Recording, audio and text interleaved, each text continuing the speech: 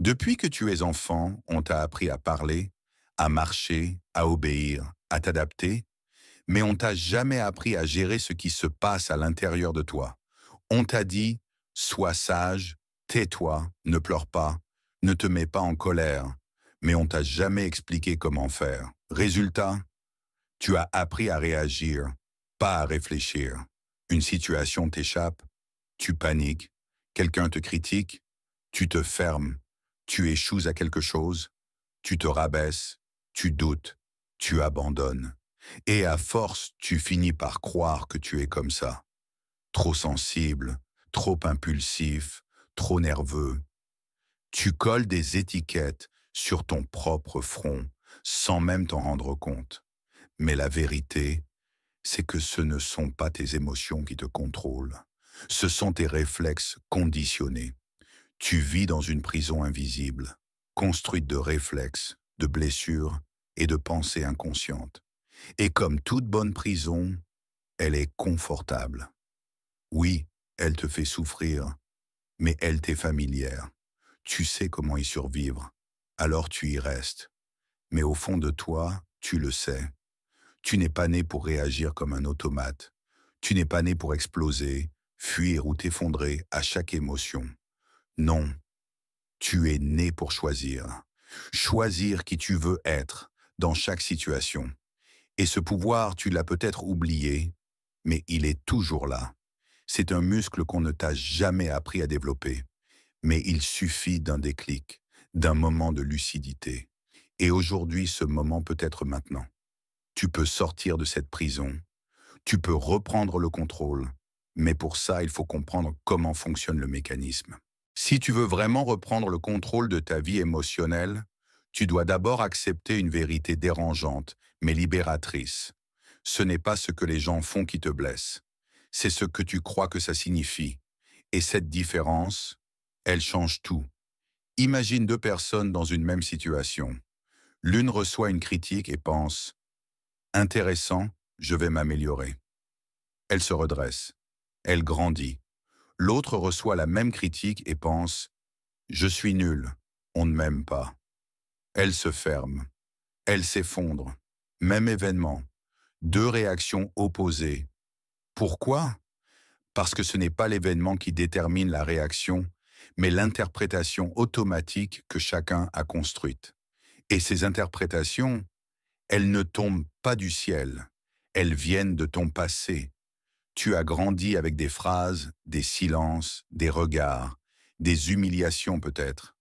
Petit à petit, tu as fabriqué des croyances invisibles, du genre « je dois être parfait pour qu'on m'aime ». Si je ne suis pas utile, je ne vaux rien. On finit toujours par m'abandonner. Les autres sont des menaces. Et maintenant, chaque situation que tu vis passe à travers ces filtres, comme des lunettes invisibles qui déforment tout. Quelqu'un t'ignore, tu ressens du rejet, tu fais une erreur, tu ressens de la honte. Quelqu'un réussit mieux que toi, tu ressens de l'infériorité. Mais ce n'est pas la réalité objective, c'est ta version émotionnelle de la réalité. Et cette version, tu l'as apprise. Donc, tu peux la désapprendre. Prenons une situation concrète. Tu reçois un message court, sec, froid. Étape 1. Le déclencheur. Tu lis le message. Il est là, simple. OK, c'est tout. Deux lettres. Étape 2. L'interprétation. Ton esprit dégaine en une fraction de seconde. Il est froid, il est en colère, il m'en veut. Et là, ton corps te suit immédiatement. Étape 3. L'émotion. Tu ressens un nœud dans le ventre. L'angoisse monte. Tu es en train de souffrir à cause d'un OK. Mais le OK n'a pas causé cette douleur. C'est l'histoire que tu y as greffée qui l'a provoquée. Et tu le sais, une autre personne aurait vu ce message et aurait pensé « il est juste pressé ».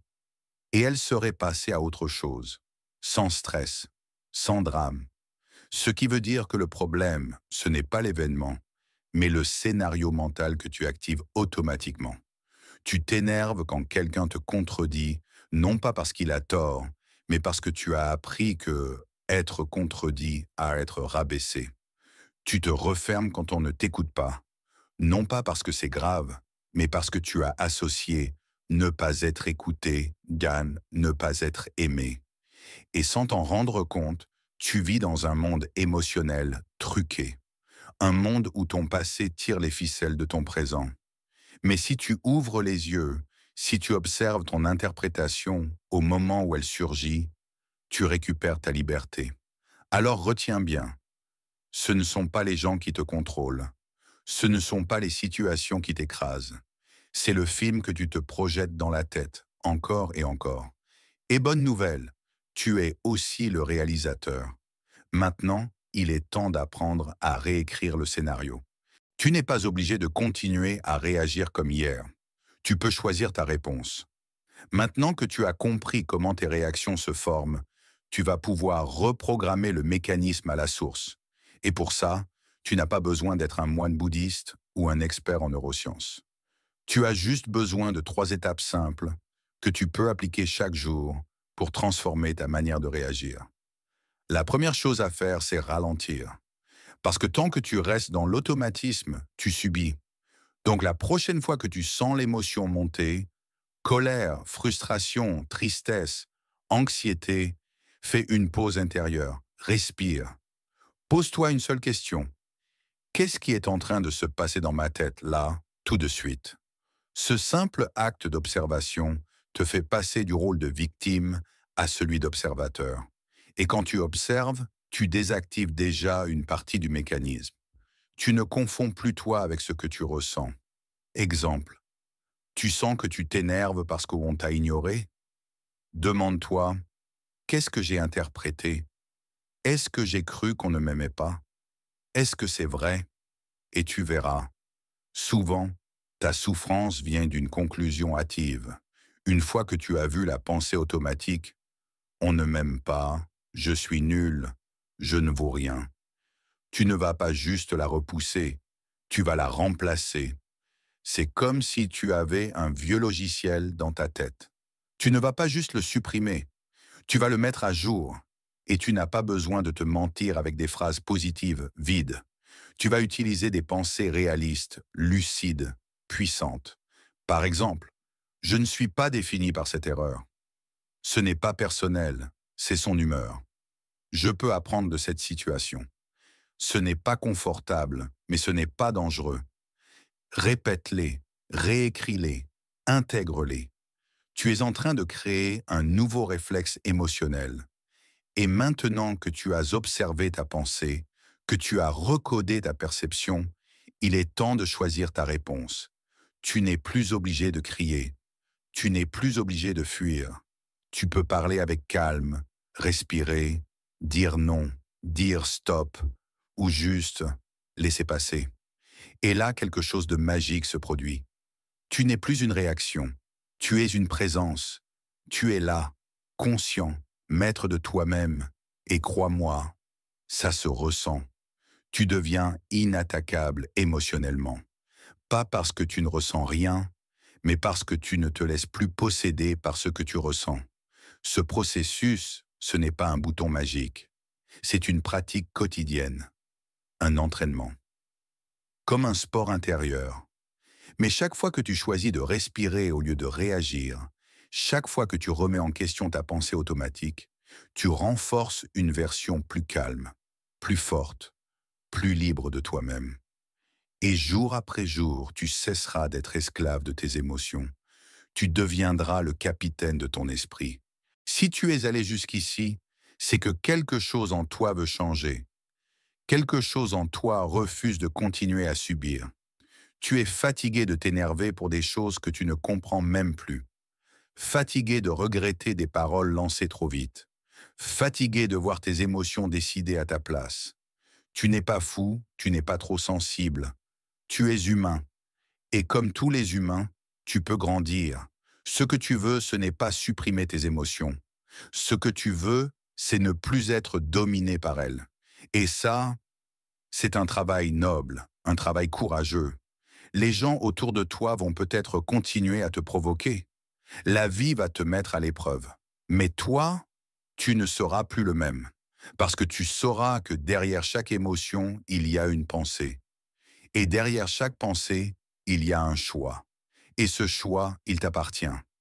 Imagine une version de toi qui garde son calme quand tout s'agite, qui répond avec clarté quand d'autres crient dans la confusion, qui sait prendre du recul, observer, respirer, choisir.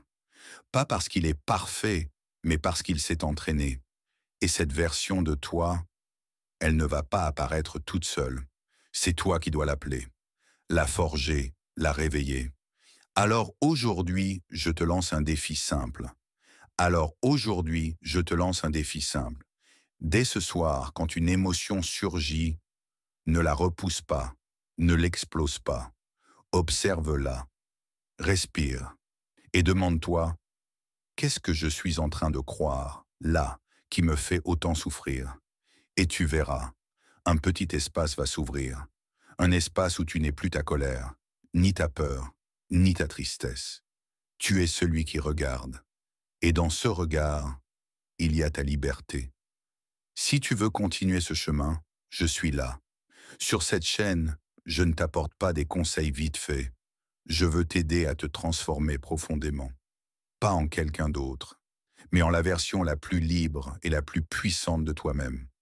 Alors abonne-toi, active la cloche et surtout, reviens vers toi. Parce qu'au fond, le vrai combat, ce n'est pas contre le monde extérieur.